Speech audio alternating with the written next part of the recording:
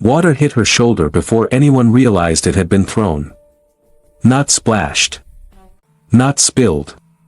Thrown. The plastic cup left the man's hand with force, the arc sloppy but intentional, the water slamming against her cream blouse and sliding down her arm, dripping onto the polished marble floor. For half a second, the entire lobby froze in disbelief. Then someone laughed. She didn't scream. She didn't step back. She simply stood there, water clinging to her skin, her fingers tightening slowly around the strap of her handbag as the sound of dripping echoed louder than the mockery. "Oh, my bad," the man said, his voice careless, amused. "Didn't see you there." Her eyes lifted to him. Calm. Dark. Unflinching. "I was standing right in front of you," she replied quietly. A few employees nearby exchanged glances. One woman covered her mouth, half shocked, half entertained. Another shook her head as if the situation was already decided, like this was one of those moments that would pass, unpunished. The man scoffed. "Relax. It's just water." She inhaled slowly.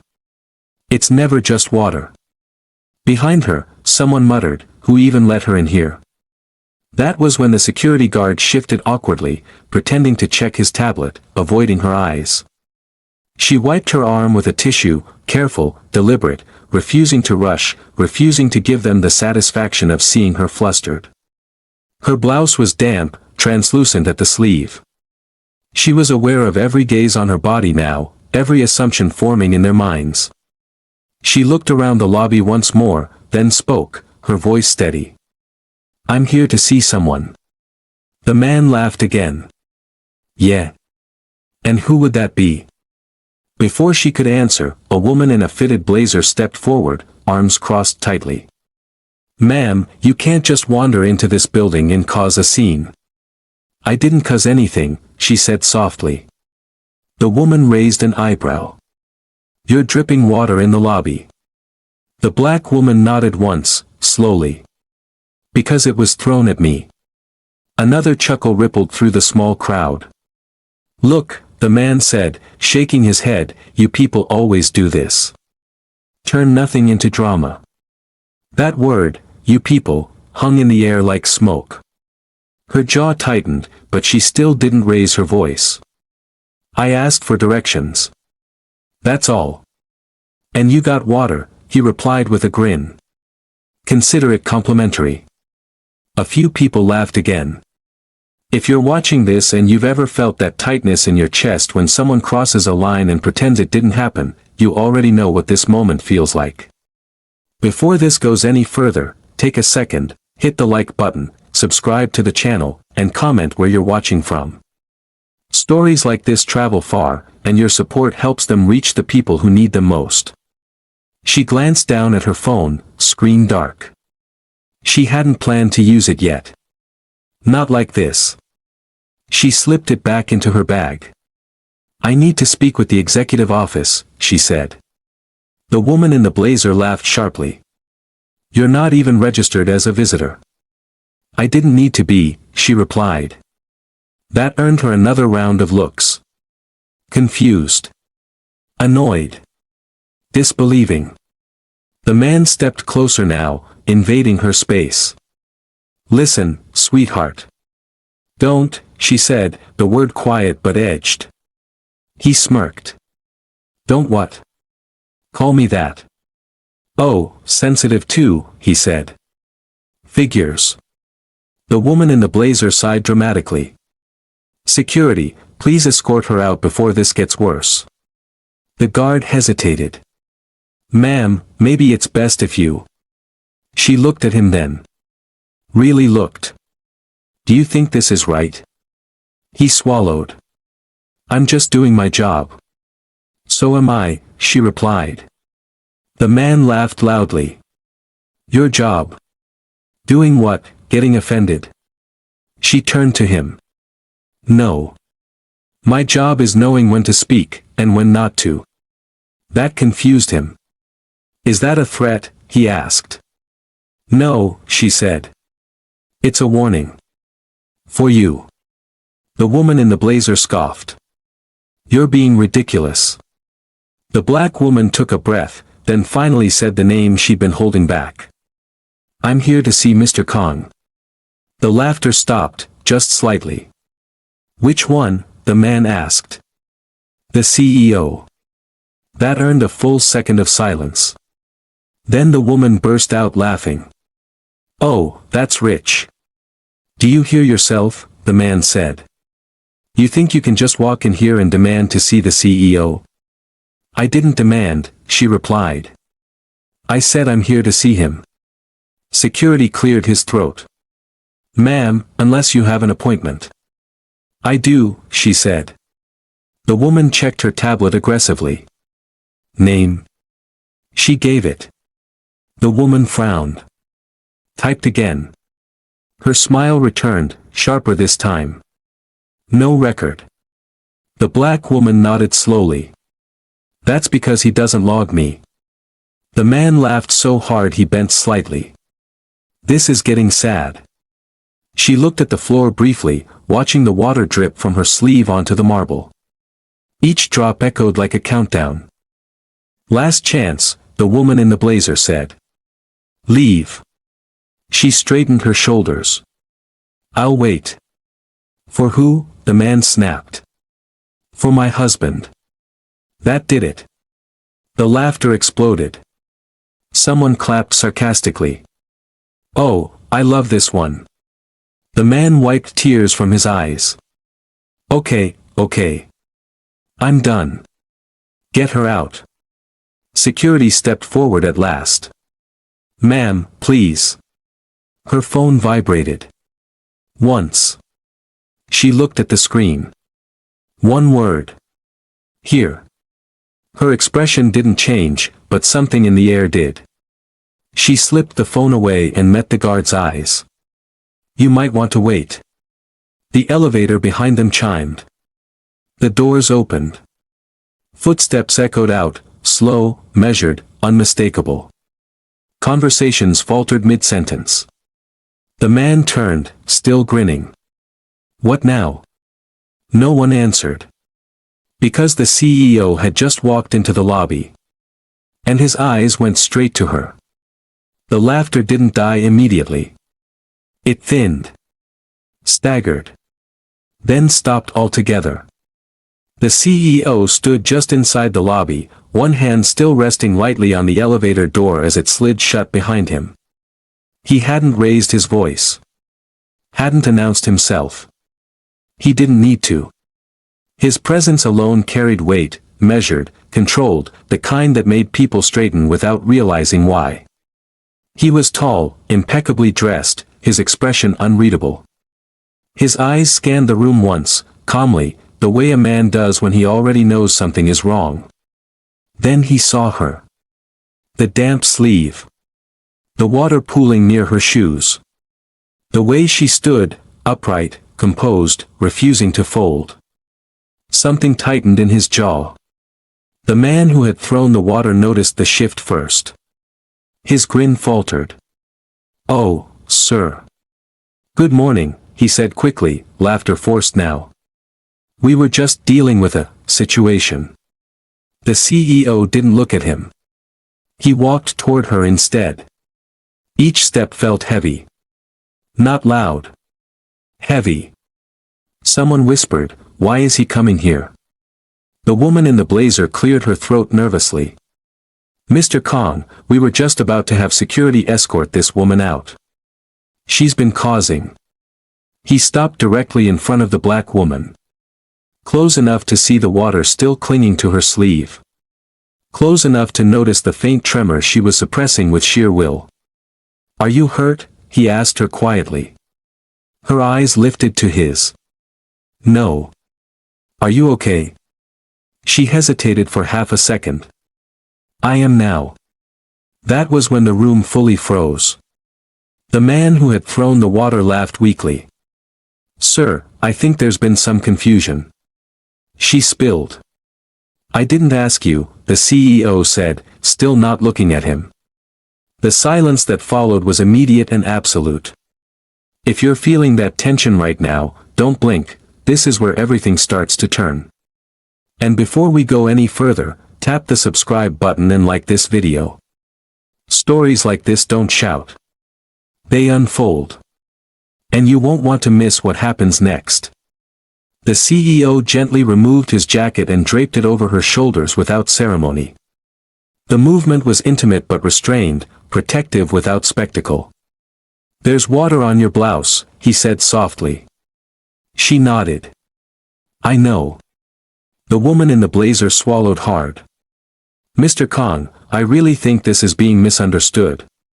He finally turned. "What's your name?" he asked her. She straightened. "I'm the floor manager." "I didn't ask your title," he replied. "I asked your name." The woman hesitated, then answered. He nodded once. "And you authorized this?" He gestured lightly toward the puddle on the floor. Sir," she was being disruptive. "Disruptive how?" "She claimed to be here to see you." "And that warranted humiliation?" he asked calmly. The man who threw the water jumped in. "Sir, she was rude. She started accusing people, acting like she owned the place." The CEO's gaze snapped to him then. Sharp. Focused. "Did you throw the water?" The man hesitated. "It was an accident." The black woman spoke before the CEO could respond. "It wasn't." Every head turned toward her. She met the man's eyes. "You aimed." The man scoffed nervously. "Come on. You're exaggerating." The CEO looked back at him. "You aimed?" Sir, it was a joke." She took it the wrong way. The CEO nodded slowly, as if absorbing the words carefully. "A joke," he repeated. He looked around the lobby. Who else saw this? No one spoke. Then a woman near the reception desk raised her hand slightly. "I did." The man spun. "What?" She asked for directions, the woman said quietly. He laughed. Then he threw the water. The CEO nodded again. "Thank you." The man's face paled. "She's lying." "Is she?" the CEO asked. Another voice spoke up. "It wasn't an accident," someone said. Everyone saw it. The crowd shifted uncomfortably now. Eyes darting. People backing away from the man as if distance might save them. The woman in the blazer stammered, "Sir, this can all be handled internally." "It will be," the CEO said. "Very internally." He turned back to the black woman. "Why didn't you say who you were?" She exhaled slowly. "Because it shouldn't have mattered." That landed harder than any accusation. The CEO nodded. "You're right." The man let out a shaky laugh. "Sir, with all due respect, you don't even know her. She just said she's your." The CEO looked at him fully now. "That's my wife." The words were calm. Unraised. Final. It felt like the air was sucked out of the room. The man's mouth opened. Closed. Opened again. The woman in the blazer staggered back half a step. Your wife." "Yes." Someone whispered, "Oh my God." The security guard's face was drained of color. The man who threw the water shook his head rapidly. No, that's not," she said. "She was married to you, but I thought." "You thought what?" the CEO asked.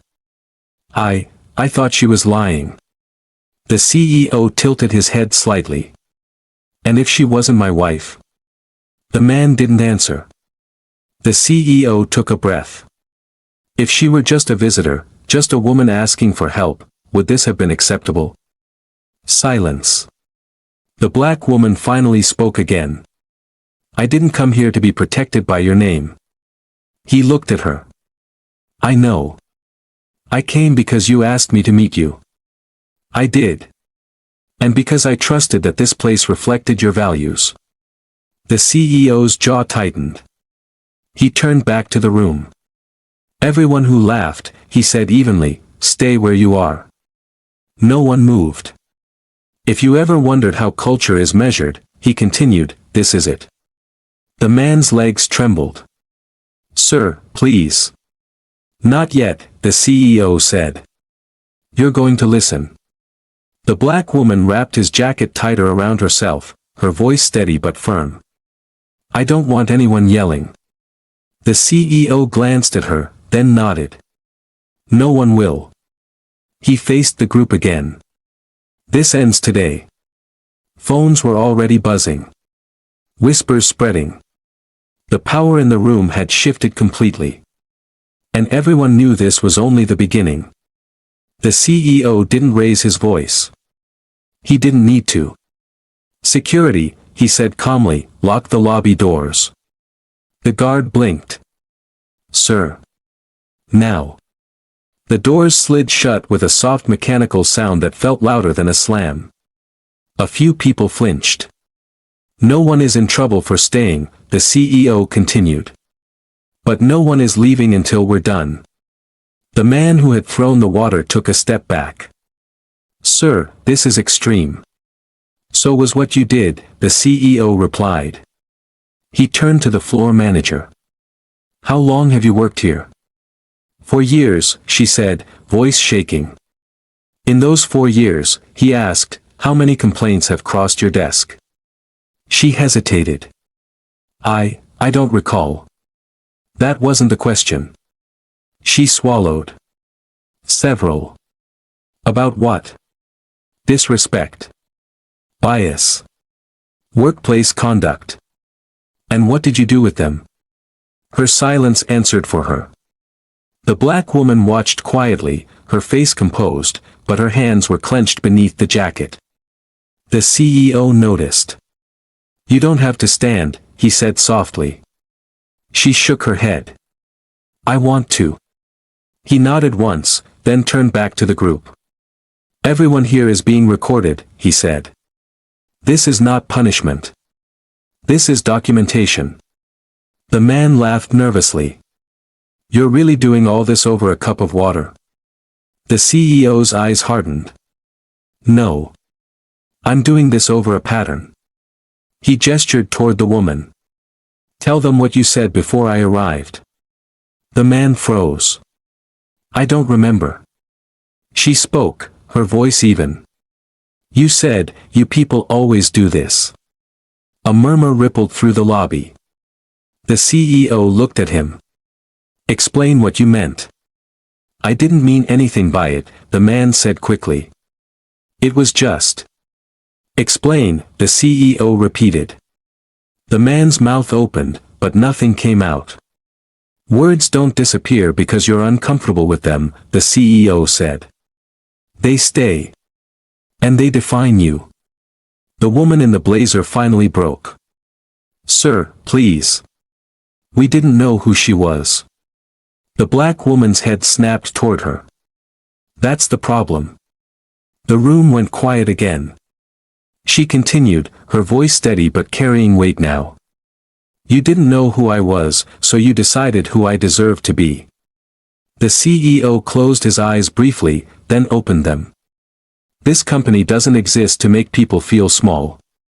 He turned to security. "Bring HR. All of them." The guard nodded and hurried off. Phones buzzed again. Someone whispered, "This is bad.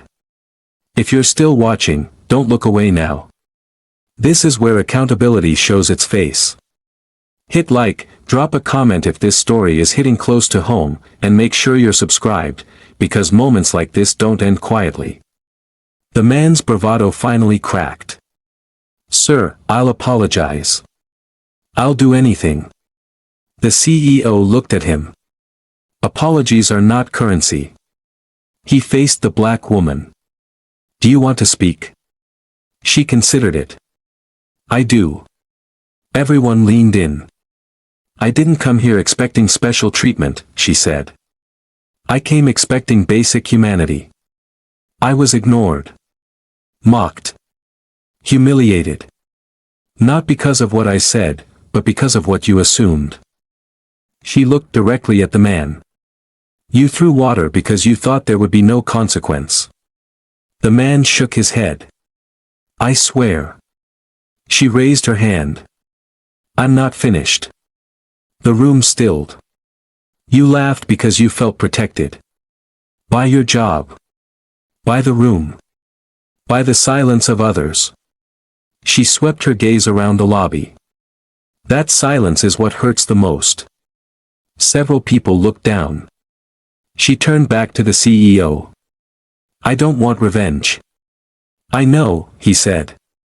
I want change. HR arrived in a hurry, tablets in hand, faces tight.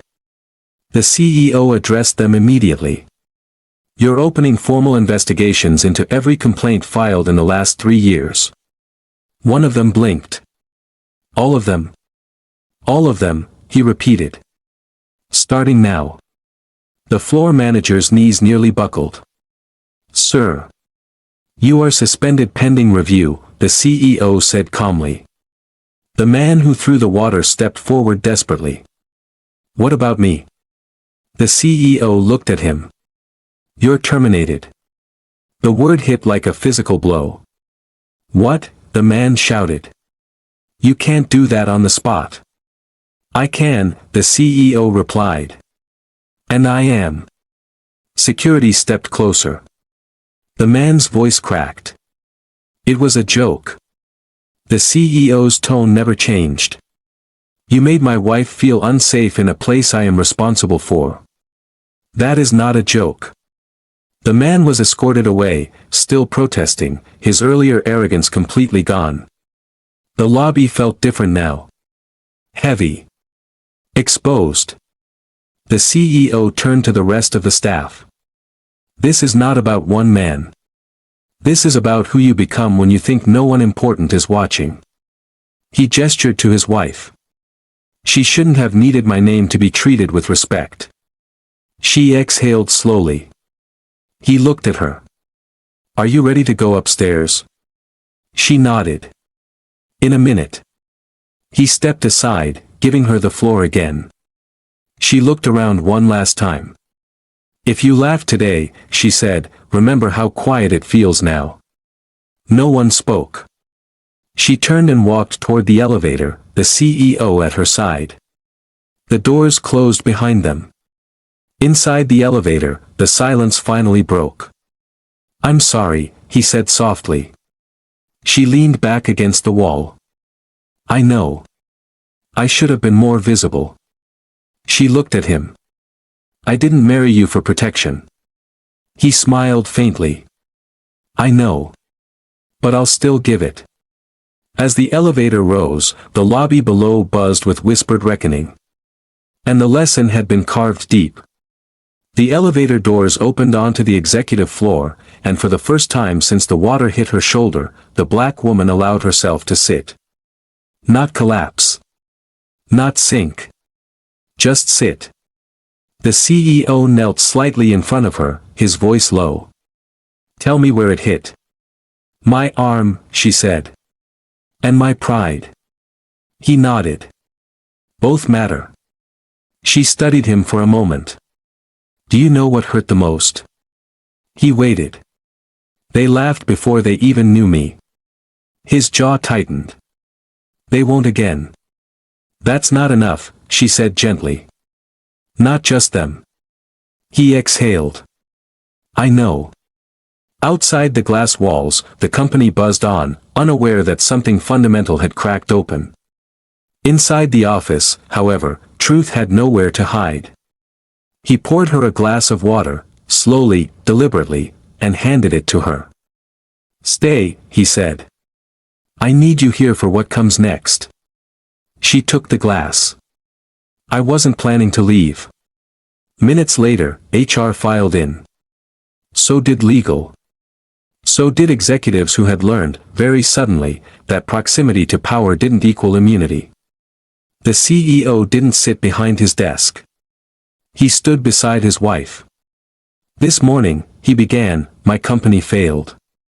One executive shifted. "Sir, this is being handled." "No," he replied calmly. "It's being exposed." He gestured toward his wife. She was treated as invisible until she was revealed as valuable. "That means we have a values problem." One of the executives cleared his throat. "With respect, emotions are running high. Perhaps this discussion should have happened years ago," the CEO finished. He turned to HR. "How many unresolved bias complaints exist right now?" The HR director hesitated. "Approximately 47. The room went still. "Starting today," the CEO said, "that number goes to 0. Or so do the people responsible for ignoring them." Someone swallowed audibly. If this moment is hitting hard, pause for just a second, like the video, subscribe if you haven't already, and drop a comment. Stories like this don't just entertain, they confront. And the conversation matters. The black woman finally stood again. "I want to say something." Every eye turned to her. "I don't want to be a symbol," she said. "I don't want to be a lesson you mention once and forget. I want to be proof that dignity should never be conditional." She looked around the room. "Not on title. Not on proximity. Not on who you're married to." The CEO nodded. "From today on, I want training restructured, reporting lines made independent, and anonymous accountability enforced." One executive whispered. "This will cost." "It already has," the CEO replied. "Just not in money." Later, when the meetings ended and the office quieted, they walked together toward the windows overlooking the city. "You didn't have to stay silent," he said. "I chose to," she replied. "Because I wanted them to reveal themselves." He looked at her with admiration. "You're stronger than I am." She smiled faintly. "No. I'm just used to being underestimated." Down in the lobby, word spread fast. Laughter had been replaced with caution. Confidence with reflection. And silence, this time, carried weight. As they prepared to leave together, the CEO stopped. "One more thing." "Yes. I'm done hiding you." She considered that. "I wasn't hidden." He smiled. "You're right. I was." They stepped into the elevator together, not as a reveal, not as a spectacle, but as equals. And somewhere below, someone would remember the sound of water hitting marble, and understand that some moments don't wash away. If this story stayed with you, don't let it end here. Like the video, subscribe for more stories that speak softly but land deep, and share your thoughts in the comments. Because dignity, once recognized, should never be optional.